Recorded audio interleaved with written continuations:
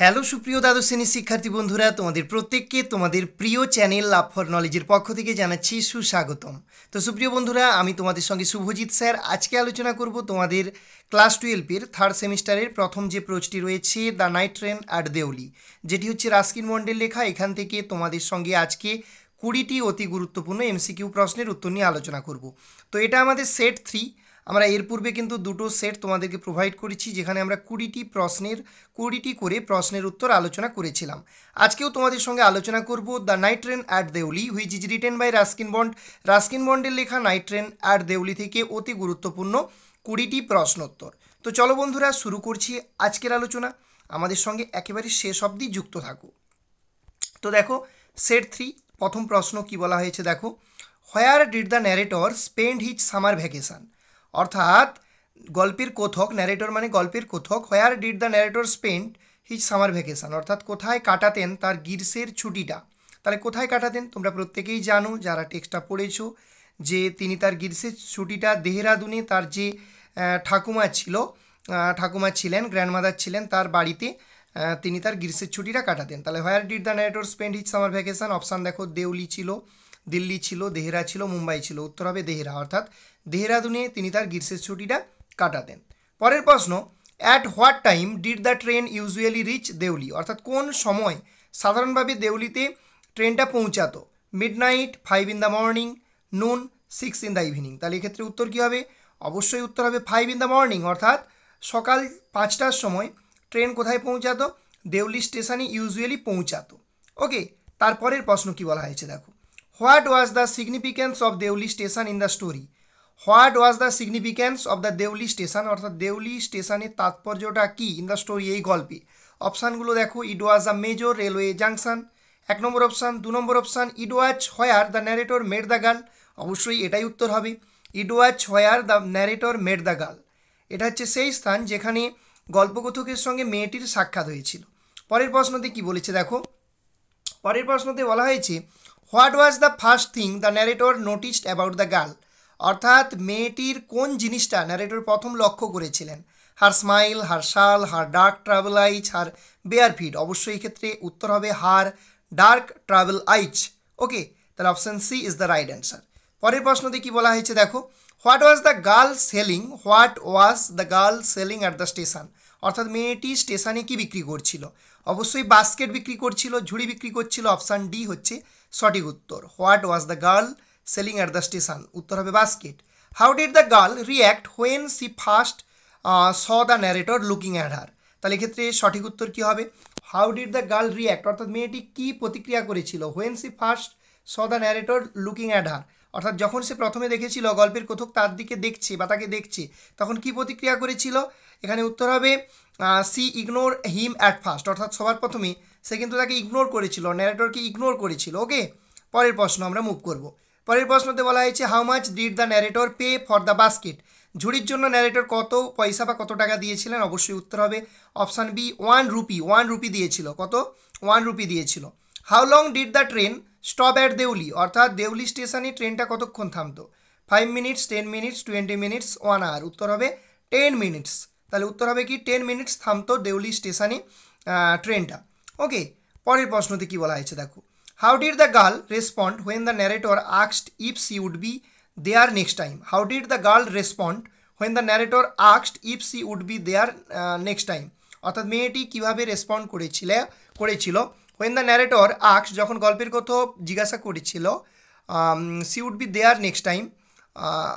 তো এক্ষেত্রে উত্তর কী হবে? She said no, she did not answer, she nodded, she walked away. তাহলে উত্তর হবে সি নোডেড, সে মাথা নেড়ে সম্মতি জানিয়েছিল। How did the girl respond, মেয়েটি কীভাবে প্রতিক্রিয়া জানিয়েছিল when the narrator asked if she would be there next time, অর্থাৎ পরবর্তী সময় সে এখানে থাকবে কি না, এই প্রশ্নটা যখন জিজ্ঞাসা করেছিল মেয়েটিকে, সে কীভাবে প্রতিক্রিয়া রেসপন্ড জানিয়েছিল। সি নোডেড, সে মাথা নেড়ে প্রতিক্রিয়া জানিয়েছিল, সে মাথা নেড়ে সম্মতি জানিয়েছিল যে সে থাকবে।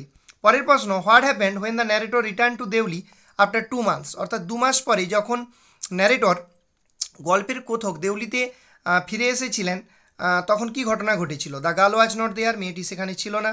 The girl was waiting for him, মেয়েটি তার জন্য অপেক্ষা করছিল। The station was more crowded, স্টেশনটা আরও জনবহুল হয়ে উঠেছিল। ঠিক আছে, the train did not stop there, ট্রেনটা সেখানে থামেনি, তাহলে সঠিক উত্তর হবে the girl was waiting for him. 2 মাস পরে যখন ফিরে আসছিল তখন ন্যারেটর দেখেছিল, কি দেখেছিল মানে কি ঘটেছিল, the girl was waiting for him, অর্থাৎ মেয়েটি তার জন্য অপেক্ষা করছিল সেখানে। What was the narrator's plan for his next visit to Deoli, অর্থাৎ ন্যারেটরের পরবর্তী পরিকল্পনাটা কী ছিল যখন সে পরের বার দেউলি ভ্রমণ করবে। To stay in Deoli and find the girl, অর্থাৎ দেউলিতে থেকে সে মেয়েটিকে খুঁজবে। টু অ্যাভয়েড দ্য স্টেশন, স্টেশনটাকে এড়িয়ে যাবে।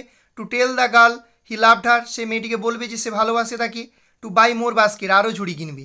তাহলে অবশ্যই এই ক্ষেত্রে উত্তর হবে টু স্টে ইন দেউলি, সে দেউলিতে থাকবে, অ্যান্ড ফাইন্ড দ্য গার্ল, এবং মেয়েটিকে খুঁজে বের করবে।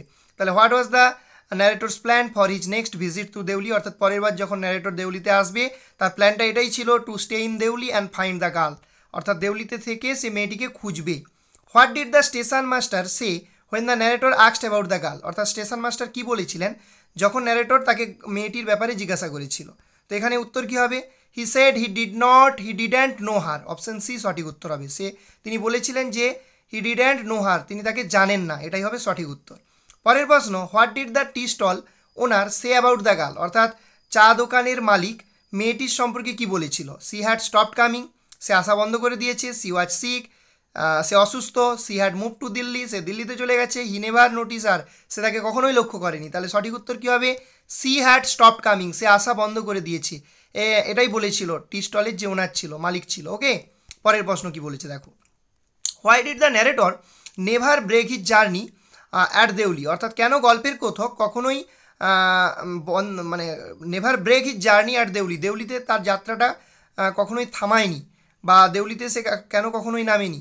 হি was afraid of what he might discover, এটা হবে না। He was too busy with work, he had forgotten about the girl, the train never stop there anymore.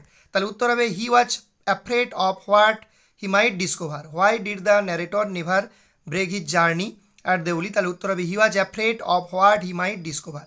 পরের প্রশ্ন কি বলা হয়েছে দেখো, what did the narrator feel about Deoli after many years, তাহলে অনেক বছর পর ন্যারেটর দেউলি সম্পর্কে কি অনুভব করেছিলেন। It was an important place, এটা একটা গুরুত্বপূর্ণ স্থান। It was a place of hope and longing, এটা ছিল একটা আশা এবং আকাঙ্ক্ষার স্থান। It was a place of danger, এটা একটা বিপদের স্থান। It was a place of childhood memories, শৈশবের স্মৃতিস্থান। তাহলে উত্তর হবে it was a place of hope and longing, এটা হচ্ছে আশা এবং একটা আকাঙ্ক্ষার, দীর্ঘ আকাঙ্ক্ষার একটা স্থান। অনেকদিন পরে ন্যারেটর এটা কি করেছিলেন, এটা ফিল করেছিলেন দেউলি স্টেশন সম্পর্কে। পরের প্রশ্ন কি আছে, how did the narrator describe his emotion for the girl, how did the narrator describe, কীভাবে গল্পের কথক বর্ণনা করেছিলেন হিজ ইমোশন, তার আবেগ অনুভূতি, ফর দ্য গার্ল মেয়েটির প্রতি। আ পাসিং অ্যাট্রাকশন, আ ডিপ কানেকশন উইদাউট ওয়ার্ডস, মিসআন্ডারস্ট্যান্ডিং, আর চাইল্ডহুড ক্রাশ, অবশ্যই হবে আর ডিপ কানেকশন উইথ ওয়ার্ডস, এটা হচ্ছে সঠিক উত্তর হবে। ওকে, পরের প্রশ্ন কি বলেছে, what did the narrator ultimately choose to do, অর্থাৎ কোনটা করতে বেছে নিয়েছিলেন গল্পের কথক। Forget about the girl and move on, keep dreaming about her rather than seeking the truth, এটাই হবে কিপ ড্রিমিং অ্যাবাউট হার, অর্থাৎ তার সম্পর্কে স্বপ্ন দেখা, rather than seeking the truth, সত্যটা খোঁজার পরিবর্তে।